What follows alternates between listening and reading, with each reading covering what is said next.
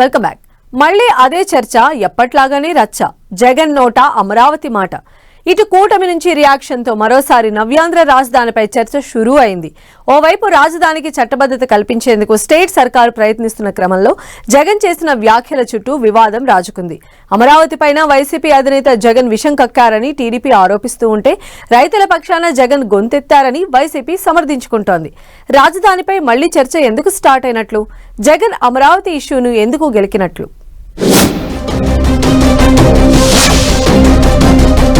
AP రాజధానిపై ఈ చర్చ రచ్చ ఆగేదెప్పుడు? రాజధానికి అమరావతి అనుకూలమైంది కాదన్న జగన్, అమరావతి లక్షల కోట్ల ప్రాజెక్ట్ అంటున్న జగన్ కామెంట్స్ తో మరోసారి పొలిటికల్ హీట్. ఏపీ రాజధాని కోట్లాది మంది ఆంధ్రుల ఆశల నగరం. అమరావతి చుట్టే ఏపీ రాజకీయం.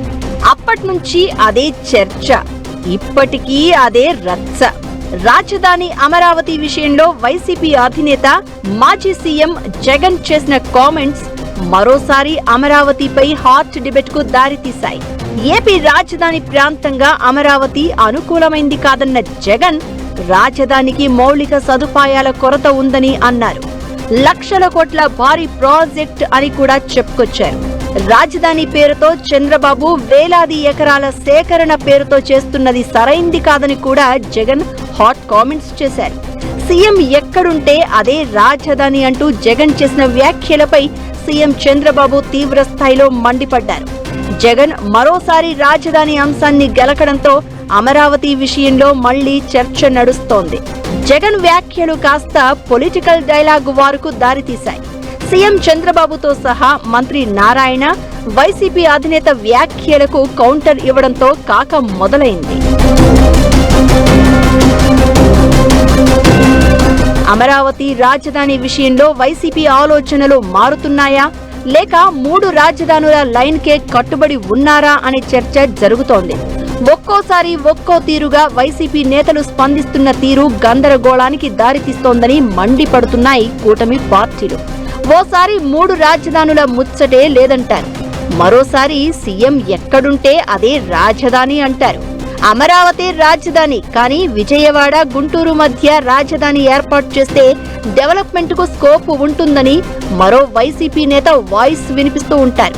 ఇంతకీ ఏపీ రాజధాని అమరావతిపై వైసీపీ స్టాండ్ ఏంటో క్లారిటీ ఇవ్వాలని జగన్ మాటల్లో కూడా ఈ క్లారిటీ మిస్ అయిందని అంటున్నారు. రాజధానిగా అమరావతి ప్రాంతాన్ని వ్యతిరేకిస్తున్నారా? రాజధాని నిర్మాణంలో తలెత్తుతున్న సమస్యలను ప్రస్తావిస్తున్నారా? లేక 3 రాజధానుల నినాదానికే కట్టుబడి ఉన్నారా? ఇదేదీ స్పష్టత లేదని అంటోంది టీడీపీ.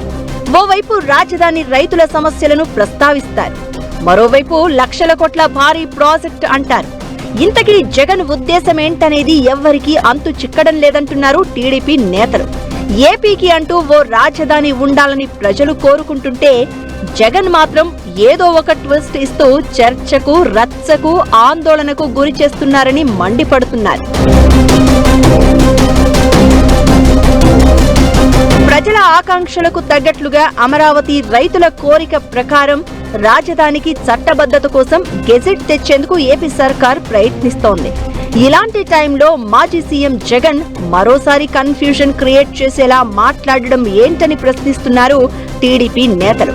3 రాజధానుల నినాదంతో ఎన్నికలకు వెళ్లిన వైసీపీ దారుణంగా ఓడిపోయిందని మర్చిపోయారా అంటూ గుర్తు చేస్తున్నారు.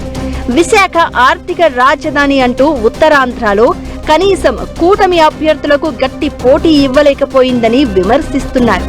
వైసీపీ ఘోర పరాజయానికి రాజధాని అంశం కూడా ప్రధాన కారణం అనే విషయాన్ని మర్చిపోవద్దంటున్నారు. గుంటూరు జిల్లా నుంచి విజయవాడ వరకు వైసీపీ అడ్రస్ లేకుండా పోయిందని, అమరావతిని కాదనుకుని 3 రాజధానులు అంటూ కొత్త నినాదం ఎత్తుకోవడమే అందుకు కారణమంటూ వైసీపీపై అటాక్ కు దిగుతున్నారు. ప్రతిపక్ష నాయకుడిగా ప్రజల అభిప్రాయం, ఆకాంక్షలకు విరుద్ధంగా జగన్ మాట్లాడాల్సిన తీరు ఇది కాదంటూ తప్పుపడుతోంది టీడీపీ.